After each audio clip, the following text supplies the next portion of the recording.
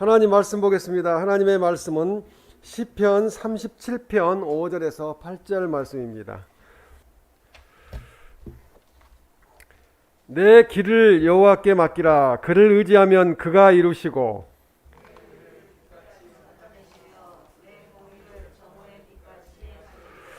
여호와 앞에 잠잠하고 참고 기다리라. 자기 길이 형통하며 악한 꾀를 이루는 자 때문에 불평하지 말지어다. 본을 그치고 노를 버리며 불평하지 말라. 오히려 악을 만들 뿐이라.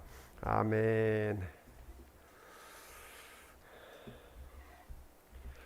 문제를 하나님께라는 제목으로 하나님의 말씀을 전하겠습니다. 인간의 삶은 시간을 떠나서는 존재할 수 없습니다. 무더운 8월은 이제 과거로 돌아가고 가을이 시작되는 이제 9월이 우리의 앞에 다가왔습니다. 그렇게 너무 더워서 이게 여름이 갈까 하는 생각들을 했지만 어김없이 계절 앞에서는 물러가는 것을 볼 수 있습니다. 올해도 이제는 3분의 2가 지났습니다. 그제 새해 복 많이 받으라고 인사를 했는데 또 한 해가 이렇게 지나가면서 이제 성탄절도 가까이 지금 오고 있습니다. 그러나 이렇게 우리가 새로 기도 제목을 내고 신년을 시작했는데 아직도 우리의 기도 제목들이 다 응답되지 못하고 있는 것도 있습니다. 여러 문제가 우리 앞에 놓여 있습니다. 견디기 힘든 뜨거운 여름을 우리가 보내면서 그걸 잘 이겨내고 신선한 우리가 가을을 맞이하는 것처럼 우리 인생살이의 문제도 이렇게 어느 시점에서는 술술 풀리면서 이렇게 시원한 바람이 불듯이 이렇게 문제가 해결될 줄로 믿습니다. 이 사람이라면 누구나 문제를 한 가지 이상씩은 가지고 살아갑니다. 그러나 그 문제를 해결하는 방법에는 다 다른 방법들을 가지고 해결을 하려고 합니다. 물론 각자 가지고 있는 문제들이 크고 작은 차이가 있고 그 종류도 각각 다른 문제점들을 다 가지고 있습니다. 그 문제가 마음, 그 심적인 것이 될 수도 있고 우리의 그 육체적인 건강적인 문제일 수도 있습니다. 그렇다면 어떻게 이 문제를 해결할 수 있을까요? 우리가 오늘 하나님께서 주시는 말씀을 듣고 우리들의 그 모든 문제를 하나님께 내려놓고 또 주신 말씀을 실천함으로써 하나님께서 우리의 문제들을 하나씩 다 해결해 주시기를 주님의 이름으로 축원합니다. 첫째로 이 모든 문제를 하나님께 맡겨야 한다고 말씀을 합니다. 시편 37편 5절 말씀에 보면 내 길을 여호와께 맡기라 이렇게 말씀합니다. 여기서 맡기라는 것은 이게 히브리 언어로는 갈랄이라는 뜻인데요. 옮기다는 뜻이에요. 옮기다. 우리의 근심 걱정을 누구한테 옮기는 겁니까? 하나님께 옮겨드리는 거죠. 그리고 굴리다. 굴려버리는 거죠. 마음속에서. 그리고 흘러내려오다. 이렇게 이야기는 흘러내려오다 해서 그리고 또 신뢰하다. 그냥 맡기는 정도가 아니라 하나님께서 이 문제를 해결하실 것이라고 신뢰하는 겁니다. 그것이 바로 맡기는 것입니다. 그리고 길은 삶의 모든 여정뿐만 아니라 그 여정에 영향을 미칠 수 있는 것을 모든 것을 말합니다. 즉 우리가 무엇을 하려고 하는 계획들이나 행동들, 그 계획을 따르는 이슈들이나 결과들을 가리킵니다. 그러한 모든 것을 그런 길을 하나님 앞에 맡기라고 그렇게 말씀합니다. 세상 사람들은 자기 인생길이 운명이라고 이야기합니다. 근데 우리 믿는 우리 하나님의 자녀들은 운명이라는 말을 사용하지 않는 게 좋겠습니다. 그리스도인은 우리는 우리의 인생길이 하나님께 달려 있기 때문에 그렇습니다. 다른 사람에게 무엇을 안심하고 맡길 수 있는 사람은 행복한 사람입니다. 내가 없어도 누군가가 할 수 있다면 그것은 참 행복한 일입니다. 맡길 수 있는 믿음은 상대를 인정할 때 가능하다는 거죠. 상대를 믿지 못하고 인정하지 못하면 그것을 맡길 수가 없어요. 불안하기 때문에. 그러나 여러분은 여러 가지 어려운 문제를 누구에게 맡기고 계십니까? 주변에 있는 문제를 마음 놓고 맡길 능력 있는 상대가 우리에게 있습니까? 또 과연 그 상대가 누구인지 알고 계십니까?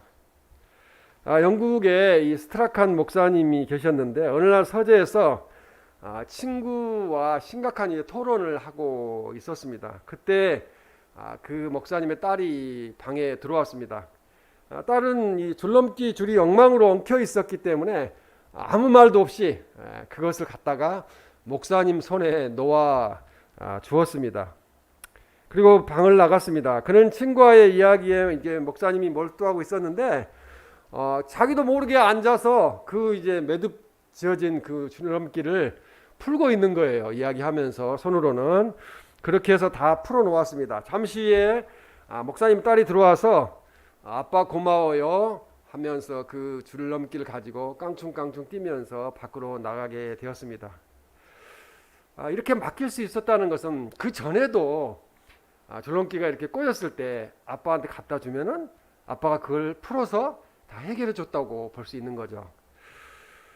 이 스트라칸 목사님은 다음과 같이 말했습니다. 우리도 하나님 아버지께 이와 같은 태도를 가질 수는 없습니까? 문제가 있다면은 아까 맡기다는 게 옮겨드리다는 뜻이라고 그랬는데 하나님께 옮겨드리는 거죠. 우리의 문제를. 우리는 아무리 고민하고 걱정을 한들 해결점이 없기 때문에 그렇습니다. 우리의 문제를 주님께 맡기면 주님께서 그것을 다 해결할 수 있는데 왜 우리는 우리의 힘으로 자기 힘으로 해결하려고 그토록 애를 쓸까요? 우리에게 필요한 것은 주님을 더욱 신뢰하는, 의지하는, 예전에도 우리의 문제를 해결하셨던 그 하나님, 그분이 우리 아버지시기 때문에 지금 이런 문제들도 아버지께 맡겨드리면 된다는 거죠. 우리의 문제를 걱정 근심을 옮겨드리면 되죠. 아버지께서 해결해 주세요. 그냥 갖다 드리면 되는 거예요. 자, 우리에게는 능력과 권세가 세세무궁하신 하나님이 우리 아버지로 계십니다. 로마서 11장 36절에 보면은 이는 만물이 주에게서 나오고 주로 말미암고 주에게로 돌아갑니다. 이렇게 말씀합니다. 우리도 주님께서 나왔고요. 주님에게로부터 나왔고 이 세상 모든 만물들이 하나님이 창조하셨어요. 하나님께서 하셨기 때문에 주님으로 말미암아 살게 되고 또 주님께로 다시 돌아가게 됩니다. 그래서 하나님을 인정하라는 거죠. 하나님이 원하시는 것은 다른 것이 아니에요. 하나님께서는 내가 하나님이시라는 거, 내가 너희들을 창조했다는 거, 그리고 하나님 말씀대로 살라는 거, 그렇게 말씀을 하고 계세요. 근데 그것을 못 해드려요. 못 해드리고 그것 가지고 고민하고 그냥 사는 사람도 있지만 아예 하나님을 모르고 사는 사람들도 있습니다. 그래서 우리는 하나님을 우리 아버지로 모시고 하나님 은혜로 살고 있으니까 그냥 가감하게 하나님께 맡겨드려야 된다는 거죠. 밤에 잠이 안 오잖아요. 그러면은 늦게 잤는데 또 잠이 안 오니까 어떻게 하죠 하면은 들어누워서 이제 기도를 합니다. 하나님, 사랑하는 자에게 잠을 주신다고 그랬는데 하나님 저 사랑하시잖아요. 저도 하나님 사랑합니다. 잠을 주세요. 그러면은 이제 언제 잔지 몰라요. 그리고 잠을 자게 되는 겁니다. 자, 시편 37편 5절에 보면은 내 길을 여호와께 맡기라고 이렇게 그를 의지하면 이렇게 말씀합니다. 그가 이루어 주신다는 거죠. 하나님을 의지하면 하나님이 이루어 주신다고 말씀합니다.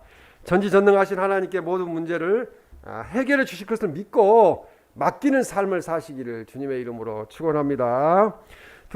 둘째로 하나님께 맡긴다는 것은 모든 문제를 하나님 앞에 가지고 나와야 한다는 뜻입니다. 문제가 있는데 그걸 숨겨놓고 그냥 말씀 안 드리는 것보다는 가지고 나와서 그냥 내려놓는 거예요. 하나님 앞에. 크고 작은 모든 문제들이 하나님 앞에 다 맡겨져야 합니다. 그것이 성도의 바른 태도요. 그렇게 함으로 문제가 해결되어집니다. 그래서 하나님께 맡김을 내 삶의 전반에 걸쳐서 적용할 것인가 아니면은 일부분만 필요할 때만 적용할 것인가, 이것은 우리 선택의 문제이기도 하지만 그 문제를 그냥 하나님 앞에 나와서 이제 내려놓아야 된다는 거죠. 우리의 많은 문제들을 하나님께 맡기는 것은 높은 산에서 바위를 굴려버리는 것과 같은 똑같은 것입니다. 골치 아픈 일들, 고민스러운 일들, 그걸 높은 산에서 바위에 다 그냥 해서 굴려버리면은 다 그냥 하나님께 옮겨드리는 거잖아요. 하나님이 알아서 하십시오. 주저할 것 없이 문제를 우리가 다 던져 굴려버려야 된다는 거죠. 하나도 해결점이 우리에게는 없기 때문에 그렇습니다. 그러면 하나님께서 분명히 받아주실 것입니다. 지금 현재는 미래에 또 현재에 내가 결정한 것이 차후에 그것이 결과가 나오는데 지금 현재 결정이 대단히 중요합니다. 그래서 하나님께 다 맡겨야 된다고 말씀을 하고 있습니다. 하나님께서 분명히 받아주실 거예요. 다 굴려서 이렇게 하나님께 옮겨드리면은 그래 아까 그 아빠 목사님에게 드리니까 다 풀어주셨던 것처럼 그렇게 풀어주실 줄로 믿습니다. 우리가 가진 문제에 집착하지 말고 하나님께 집착해야 된다는 거죠. 내가 어떻게 하나님 영광을 위해 살 것인가, 그거에 집착을 해야 될 줄로 믿습니다. 그것이 바로 믿음이라는 거죠. 그래서 문제를 가지고 우리는 있습니다. 전부 다 우리가 하나님께 모든 문제를 맡기시기 바랍니다. 그리고 하나님께서 해결해 주시기를 주님의 이름으로 축원합니다. 세 번째로 하나님께 맡긴다는 것은 하나님을 의지해야 한다는 뜻입니다. 매번 말씀을 드리지만 세상을 의지하지 말고 사람을 의지하지 말고 하나님을 의지해야 된다는 거예요. 하나님이 만물이 하나님께 다 나오고 하나님 거로 말미암아 다 이 세상이 운행되고 있는데 하나님께 맡겨야 된다는 거죠. 그러니까 그를 의지하면 이렇게 시편 37편 5절에 그를 의지하면이라고 말합니다. 이 말씀은 너의 전 생애를 하나님의 방법들에 맞추면이라는 뜻입니다. 너의 전 생애를 하나님의 방법들에 맞추면, 우리 방법에 맞추는 것이 아니고 하나님의 방법으로 맞춰 놓으면은 하나님이 해결하신다는 거죠. 그것이 바로 하나님을 의지하는 것입니다.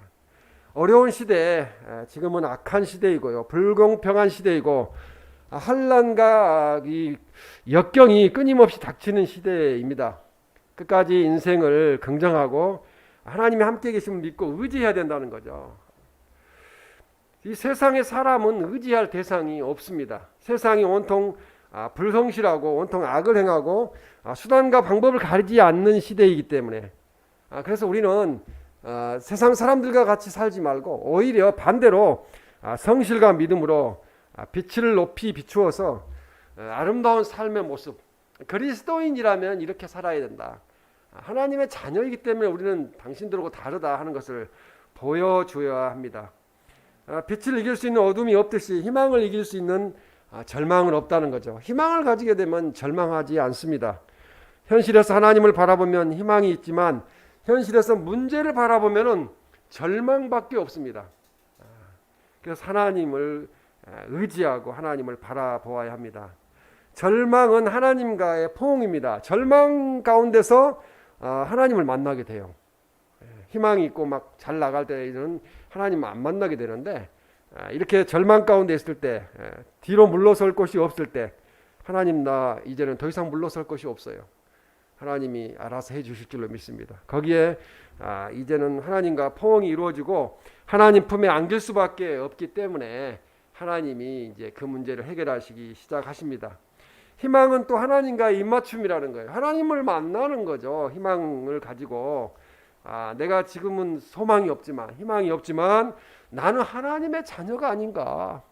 너희는 목숨을 위하여 무엇을 먹을까 마실까 무엇을 입을까 걱정하지 말라고 그랬는데 내가 왜 이 걱정을 하고 있을까 하고 생각하게 됩니다. 그래서 눈을 감고 하나님께 초점을 맞출 수밖에 없다는 거죠. 절망이 깊을수록 하나님의 품은 더 따뜻하다는 거예요. 너무 고통스러운데 하나님이 그 문제를 조금만 만져주셔도 해결해 주셔도 꼬인 것을 풀어주셔도 막 기쁨이 되는구나. 하나님이 나와 함께 하시는구나. 이렇게 희망을 갖게 됩니다. 그래서 희망이 강할수록 하나님의 인도하심은 더 강력하다는 거죠. 의지하면은 믿음으로 나아가면 하나님은 그때부터 일하시기 시작하십니다. 그래서 우리는 기다림을 희망을 가지고 기다려야 됩니다. 하나님이 나를 통하여 하실 일을 기대하는 거죠. 그래서 하나님이 없다고 하는 이 시대에 하나님을 더욱 의지하시기 바랍니다. 하나님은 안 계신 정도가 아니고, 안 계신다는 것이 아니고 살아 계신다고 말씀들을 하고요. 살아 계시는 정도가 아니고 하나님은 원래부터 스스로 계셨고 지금도 이 세상을 한치의 오차도 없이 운행하고 계십니다. 공중에 여는 바람이 불어야 하늘로 뜹니다. 바람이 불지 않으면 날아오를 수가 없어요. 여는 스스로 올라갈 줄을 모르며 바람을 타야 날아오릅니다. 우리를 일으키는 것도 어떤 역경과 어떤 고난과 연단의 바람이라는 거죠. 하나님을 만났을 때, 저도 돌아보면은 하나님을 가까이서 만났을 때, 그때는 가장 제가 힘들고 고통스러웠을 때예요. 그래서 하나님께 부르짖게 되었고 하나님을 만나는 역사들이 있었습니다. 잠언 17장 3절에 보면 여호와는 마음을 연단하시니라고 말씀합니다. 우리의 마음을 하나님이 주장하셔서 연단, 훈련시키신다고 말씀을 합니다. 우리의 생각을 바꾸면은 평강을 누리게 됩니다. 생각만 바뀌어도 행복합니다. 그것이 바로 우리가 하나님을 의지하는 것입니다. 그래서 하나님을 의지하시기 바랍니다. 세상의 영광과 만물은 만물을 다 준다 해도 우리 주님 예수님만을 존귀히 여겨야 된다는 거죠. 주님만을 보배롭게 여겨야 된다고 말씀합니다. 그럴 때 그 문제는 복잡한 문제가 아니라 간단한 문제, 풀려지는 문제가 되게 됩니다. 우리의 마음이 주님을 향한 사랑의 마음이 되어서 모든 문제를 해결받으시고, 목사님 저 간증할 게 있어요. 이번 주일에 저 간증자로 세워주세요. 그렇게 간증이 있는 삶을 사시기를 주님의 이름으로 축원합니다. 네 번째로 하나님께 맡긴다는 것은 하나님께 기도해야 한다는 뜻입니다. 이건 100번 이야기해도 부족하지 않습니다. 하나님께 기도드리면 문제를 해결해 주시고 이루어 주시기 때문에 그렇습니다. 오늘 시편 37편 5절 말씀에 그가 이루시고라고 말씀합니다. 여기서 이루시고에 해당하는 히브리어는 야아세, 그러니까 우리가 히브리어를 알 필요는 없는데 야아세 좀 특이하죠. 그것을 이루시니까 알아야 된다는 뜻으로 아세라고 그러시는 건지 야아세로 문자적인 뜻은 뭐뭐에게로 돌리다는 거예요. 그러니까 이 하나님께서는 하나님의 백성이 자신의 생애를 하나님의 방법에 따라 살면 그에 따른 혜택을 그 하나님의 방법으로 따라서 사는, 기도하며 사는 그 사람에게로 돌리시겠다는 거예요. 그래서 하나님께서 이루어 주신다는 거죠. 기도대로 이루어 주신다는 거죠. 그래서 여기서 혜택이라는 것은 복된 결과를 보장해 주신다는 거예요. 기도대로 이루어 주시고 유익을 주시면서 해로움을 받지 않게 하나님이 보호해 주신다는 말씀입니다.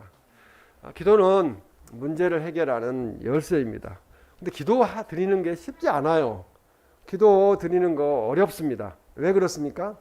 진짜 어려운 상황에서는 기도도 잘 안 나오기 때문에 그렇습니다. 문제를 내 힘으로 해결하지 못할 때 하나님께 아뢰고 해결해 주시기를 부탁드리는 것이 기도입니다. 그러니까 우리가 가진 것이 없고 다 이제 잃어버려도 하나 가진 것이 있다면 강력한 파워가 있는데 그것은 뭐냐면 기도입니다. 하나님께 기도 드리면은 모든 것이 변화되기 때문에 그렇습니다. 그래서 이 라인홀드 리버라는 사람이 쓴 평화의 기도 우리가 잘 알고 있는데요. 이 평화의 기도의 기도문에 보면은 주여 내가 어쩔 수 없는 것들을 받아들일 수 있는 평온을 주옵소서. 받아들이기 힘든 게 있잖아요. 내가 왜 이렇게 살아야 되나?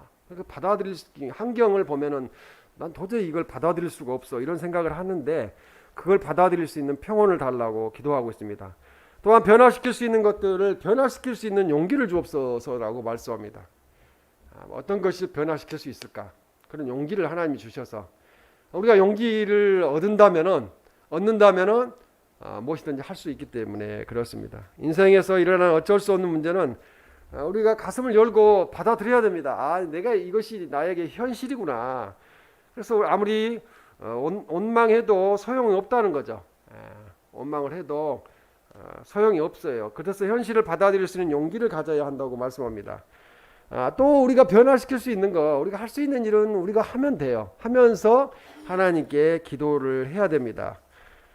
우리의 길을 하나님께 여호와께 맡기시기 바랍니다. 그래서 성도는 언제나 하나님 앞에 잠잠히 기다리고 응답의 기도를 드려야 될 줄로 믿습니다. 기다려야 됩니다. 불평불만하면은 거기서부터는 망가지기 시작합니다. 어떤 그 어려운 상태에 놓여 있다 할지라도 절대 입으로 하나님을 불평불만하는, 하나님께 원망하는 그런 일들을 하지 말아야 됩니다. 그래서 우리 하나님께서는 우리의 마음의 중심을 보시기 때문에 기도할 때 우리의 소원을 이루어 주십니다. 진짜 기도가 나오지 않을 때는 가만히 와서 앉아 있어도요, 하나님이 아세요. 그 마음을 아세요. 우리 아들이, 우리 딸이 왜 저렇게 말도 못하고 나한테 와서 이렇게 앉아 있을까? 그 마음 다 아시잖아요. 다 헤아려 보시잖아요. 그렇기 때문에 기도하는 우리들이 되어야 될 줄로 믿습니다. 하나님께서 우리들 더 아름답고 더 복되게 살아가게 하시며 이 사회의 아름다운 빛으로 살게 하신다고 약속을 하셨습니다. 시편 37편 6절에 보면은 내 의라고 이야기합니다. 내 의를 빛같이 나타내시며 이렇게 말씀하시는데, 내 의라는 것은 또 의라는 뜻도 있지만 재판이라는 뜻도 있고요, 정당함이라는 것 뜻도 있어요. 재판이라는 뜻도 있고 정당함이라는 뜻이 있습니다. 인간의 삶을 살펴볼 때 이런저런 이유로 인하여 잠시 동안 진정한 삶의 가치가 불투명하게 보일 때가 있어요. 내가 도대체 살아있는 가치가 무엇인가? 하나님께서 우리들과 아버지와 자녀의 언약 관계가 우리에게 있으므로 기도드리면 그 약속하신 대로 하나님께서 역사하신다는 거죠. 응답하신다고 말씀합니다. 따라서 우리들은 우리들에게 약속하신 축복을 경험하게 될 것입니다. 하나님이 이 땅에서도 보호해 주신다고 그랬고 영원토록 하나님을 찬양하는 우리들이 되게 할 것이라고 말씀하고 계시기 때문에 그렇습니다. 이사야 62장 1절 말씀에 보면은 내 공의를 정오해 나는 시온의 의가 빛같이 이렇게 말씀하고 있습니다. 같은 빛같이, 오늘 본문 같은 말씀인데요, 시편 37편 6절 말씀에도 빛같이라는 말씀이 나옵니다. 우리를 빛같이 들어쓰시겠다는 거죠. 우리는 세상의 빛이에요. 빛으로 살고 있으니까, 어두움을 밝히는 빛으로 살고 있으니까 우리에게는 하나님 앞에 크게 쓰임받고 있는 것입니다. 그래서 이 하나님의 이 빛같이라는 뜻은, 하나님의 중재 및 간섭은 어두움 속에서 빛의 모습이 분명한 것이라는 의미가 담겨 있어요. 어두움이 없으면 빛을 필요 없잖아요. 대낮에 밖에서 빛을 필요하지 않잖아요. 근데 이 어두운 곳에서, 캄캄한 곳에서 빛을 밝히면은 어두움이 완전히 사라지고 밝은 빛으로 변화되게 됩니다. 시편 37편 6절에 보면은 정오의 빛이라고 말씀합니다. 정오의 빛. 가장 빛이 밝을 때가 언제겠어요? 12시 정오의 빛이겠죠. 가장 해가 중천에 떠 있을 때. 그래서 이 언어에서 보면은 이 빛을 뜻하는데, 이 정오의 빛이라는 것은 이게 복수형으로 돼 있어요. 그래서 이중의 빛을 이야기합니다. 빛이 하나가 있는데 두 개가 비치면 어떻게 돼요? 더 밝잖아요. 이중의 빛을 이야기하고 가장 분명하고 환한 빛을 정오의 빛이라고 그렇게 이야기합니다. 하나님은 하나님의 백성인 우리들의 즉 정당함을 밝힘에 있어서 완벽하고 분명하게 밝혀주신다는 거예요. 정오의 빛처럼 그렇게 명쾌히 드러나게 하실 것이라는 거죠. 결과적으로 우리는 결과적으로 다 이 땅에서도 잘 되고 영원토록 천국에서 사는 그런 복을 받았다는 것입니다. 하박국 3장 4절 말씀에 보면 햇빛 같고 그의 권능이 그 속에 감춰졌도다 이렇게 말씀합니다. 하나님의 강명이, 빛이 햇빛 같다는 거죠. 이거 전등 아무리 켜봐도 햇빛처럼 밝을 수는 없습니다. 강선이 그의 손에서 나오니, 하나님의 손에서 모든 강선이 나오고 빛이 나오니까 하나님의 권능이 그 빛 속에 감춰져 있다는 거죠. 그러니까 하나님이 구름같이, 먹구름이 이렇게 몰려올 때 갑자기 그 구름 사이에 빛을 보이시면 어떻게 됩니까? 갑자기 환해지잖아요. 그런 역사를 우리 인생에서도 행하실 줄로 믿습니다. 하나님께 맡기고 믿음으로 기도드림으로 우리의 인생이 이 어두운 세상을 밝히는, 또 바다 위에 세운 등대와 같은 삶으로 변화되시기를 주님의 이름으로 축원합니다. 다섯째, 마지막으로 이제 잠잠하고 참고 또 분과 노를 버리고 불평하지 말아야 한다고 말씀합니다. 이게 쉽지는 않은 말씀인데요. 저도 큰 일을 당했었는데 참고 분과 노를 내지 않고 불평하지 않았어요. 근데 그건 놀라운 거예요. 하나님께서 하신 일이더라고요. 저는 성질이 급하고 그런 사람이 못 되는데, 그랬더니 하나님이 서서히 회복해 하시고 역사를 이루어 가십니다. 이것은 자포자기나 절망이 아니라 하나님을 의뢰함으로써 불평하거나 의심을 품는 것. 내가 이 상황인데 하나님이 과연 나를 살려주실까? 회복해 하실까? 하는 그런 의심을, 그런 의심의 마음을 바꾸라는 거죠. 그러면서 하나님이 하시면 전지전능하시니까 하나님이 하시면 이런 상황도 바꿔주실 거야. 바꿔주실 거라는 그런 긍정적인 그런 믿음을 가지라고 말씀합니다. 이사야 30장 15절 말씀에 보면 조용히 있어야 구원을 얻을 것이요. 잠잠하고 신뢰하여야 함을 얻을 것이거늘 이렇게 말씀합니다. 조용히 있으라는 거죠. 불평불만 하지 말고 잠잠하게 기도하면서 하나님을 믿으면 하나님이 다 해결해 주시고 힘을 얻게 하실 줄로 믿습니다. 이 인간의 당면한 문제 해결은 오직 하나님께서만 가능하다는 거죠. 하나님이 옮겨주시면 돼요. 그 문제를 옮겨주시기만 하면 해결이 됩니다. 시편 37편 7절에 자기 길이 형통하며 라고 말씀합니다. 여기서 이 문자적인 뜻은 뭐냐면은 자기 길이 형통하면은 하나님의 방식에 따라 번영하며 라고는 뜻입니다. 하나님의 방식에 따라 번영하며, 우리 방식이 아닌 하나님의 방식대로 우리는 다시 번영하게 될 거라고 말씀합니다. 그래서 여기서 이 말씀은 건강과 평안뿐만 아니라 물질적인 면에서도 하나님께서 다시 회복해 하신다는 거죠. 다시 성공하게 하신다고 말씀하고 있습니다. 시편 37편 7절에 악한 꾀를 이루는 자 때문에 불평하지 말지어다고 말씀합니다. 우리는 언뜻 생각할 때 어쩜 저렇게 악하고 하나님도 안 믿고 저렇게 사는 사람이 나보다 잘 살 수 있지? 어쩜 저렇게 누리고 살지? 이런 생각을 하기도 합니다. 그러나 악한 꾀를 이루는 자는 여기서 목적을 수행하는 자라고 말하는데요. 악한 꾀를 이루는 자는 목적을 수행하는 자, 수단과 방법을 가리지 않고 자기가 목적으로 하는 것을 이루어가는 사람. 그런 사람들은 이 다른 말로 표현하면 그 성격이 수상하고 간교한 계획을 실행에 옮기는 자라는 거예요. 말 자체가 벌써 무서운 말이고요. 이런 사람을 이런 사람들 때문에 불평할 필요가 없다는 거죠. 왜요? 이런 사람들은 언젠가 다시 넘어지게 되고 멸망하게 되기 때문에 그렇습니다. 그래서 분을 그치고 8절에 노를 버리며 불평하지 말라고 그렇게 말씀합니다.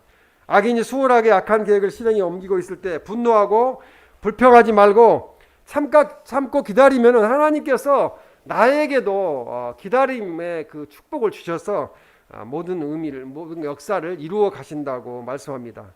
하나님은 잠깐 일순간만 악이 번영과 성공을 거둔 것을 두고 보신다는 거죠. 지금 밭에 제가 이번 화요일 날 비 오는 날 나가서 저 풀을 다 걷어냈어요. 그러면서 무슨 생각을 했냐면 하나님도 악인의 결국을 이렇게 만드시겠구나.